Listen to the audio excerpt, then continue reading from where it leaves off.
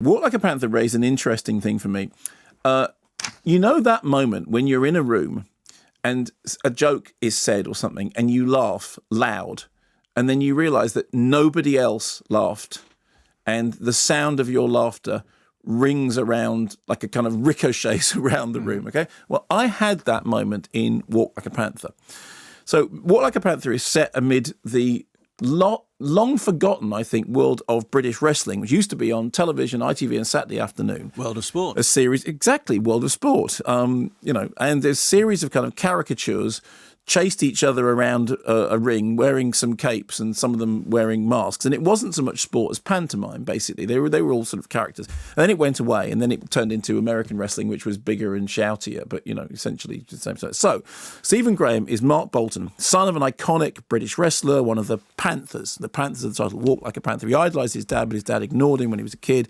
Now he runs a pub. The pub is in danger of closing down. The only way to save the pub is to get the old team of wrestlers back together again, with Mark on board and get everyone behind some wrestling action. Show the world what wrestling meant to you.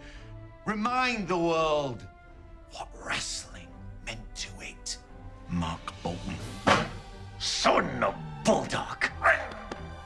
What say you? We say yes! And I shall tell the world that the ginger storm is brewing. It's time to walk tall. Stand proud. Walk like the Panthers that you are. Yeah! Come on! Yeah, all right, I suppose so. Julian Sands. Hooray! Now, where's he been? Well, actually, funnily enough, Julian Sands is rather well cast. Julian Sands is one of the old wrestlers who used to dress as like a cowboy with gold pants, like the pants that Rocky wears in the Rocky Horror We've Show. all got a pair. We've all done that. So I think what the film is going for is that kind of full Monty brassed off thing about, a battle against the odds. I mean, particularly full Monty, a battle against the odds, which will involve underdogs dressing in silly clothes and then doing something ridiculous and faintly embarrassing in public in order to restore and rediscover their pride. It's got an impressive cast: Dave Johns, Jason Fleming, Robbie G, even, Julian Sands there, who I didn't recognise when he was first on, and playing this sort of deliberately pathetic role, I think, rather well, actually. And, I've not been the world's biggest Julian Sands fan.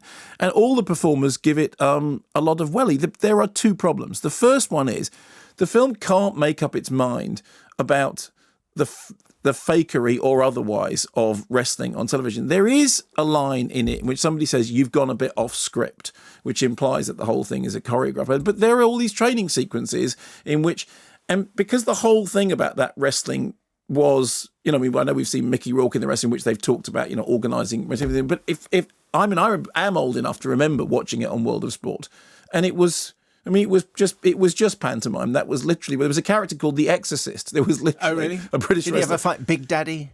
Almost certainly, yes, and probably haystacks and and all the rest of it. So that's the first problem. The second problem is that the serious stuff isn't melancholy or heartbreaking enough, and the comedy is too broad to hit that full Monty sweet spot, whereby what you manage to do is to marry the idea of something which is, which seems sort of ludicrous and outrageous, but actually what you do is you find in the centre of it a heart. You find this, a father who is trying to live up to, to make his son proud of him, and, fighting against the odds because he's in Sheffield, everything's changed and all that stuff. You don't ever get that. What you get is just these very, very broad strokes in which it just comes down to a series of individual gags which may or may not land against a backdrop against which I think that most people just won't be able to get a handle on because they won't remember and actually won't care.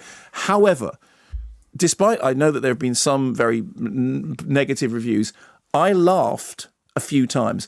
And the whole screening room knows that I laughed a few times because I was the person who laughed a few times. Was it like The Boat That Rocked, where you were the only one in the room laughing?